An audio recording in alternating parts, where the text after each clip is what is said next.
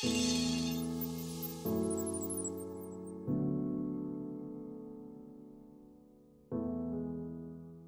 name is Sarah, and I am going to share some information with you in this video that is solely from my experience. I am not a licensed psychologist, psychiatrist, counselor, therapist. I am just a survivor of domestic violence and a volunteer for a nonprofit organization to help people with relationship abuse.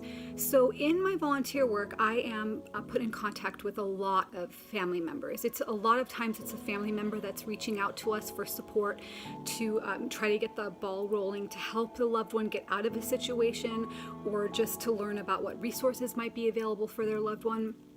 And I get a lot of the same questions over and over again, which is what's inspired me to record this video. I hope to do a series of them, so I hope they're helpful to you. But please, please note that everything that I'm going to share with you on these videos is solely from my experience and my personal opinion only. Of course, nothing anyone says can apply to every single person in every single situation, so please keep that in mind. I will put an email address in the description of this video. That way, if you want to reach out to me directly and you want to ask me something specifically, I'm more than happy to share any of my experiences with you and my opinions with you in case they might be helpful.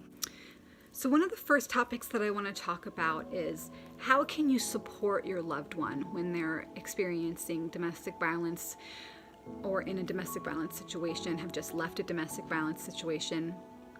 The number one thing that I usually share with people, and this is from my experience, is not to badmouth their abuser. I think it's extremely important that if somebody has decided to open up about their abuse, that's a huge step in itself. So the last thing that you want to hear is that, that's not love, or he doesn't love you, or why do you put up with that? Why would you allow that to happen? Why didn't you call the police? Why didn't you take pictures?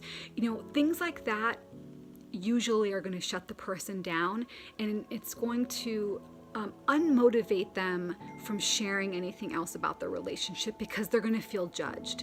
There's an immense amount of shame associated with being in a situation like this, so questions like that just make matters worse. So, number one, if you don't think that you're able to be there to support somebody that you love, listening to them without sharing your opinion, then you're probably not the best person for them to talk to. The next thing that I would highly recommend is to locate a support group in your area. Domestic violence support groups are so essential, I think, on the journey to recovery. Everybody that's in that room knows exactly what you're going through, and there's just nothing else like it. No matter how hard somebody tries, if they have not experienced a relationship abuse before, they just cannot possibly understand the private logic and the shame and everything that comes along with those relationships. When you go into the support group, whether you have left your abuser, thinking about leaving your abuser, going back and forth with your abuser, it just does not matter. You're welcome there every single time, and you don't have to explain anything. So I think that that's really, really important. The next thing that I would say is if you do determine that you are able to be there to support your loved one without sharing your opinion about anything, but you want to be able to engage in conversation, then the next thing that I would say that could be very helpful is to just be genuinely curious. Ask questions with genuine curiosity. Now, it's important to emphasizing genuine curiosity, because if you say something that's not genuine, like you're setting up a question, like, well, what do you think love is? Well, what do you think he means when he does this? Obviously, the person that's on the other end of that conversation is going to hear the tone, and they're going to see where that question is really heading, which is purely with judgment. So be genuinely curious and ask questions that will make that person think and ponder on their situation in order to answer you.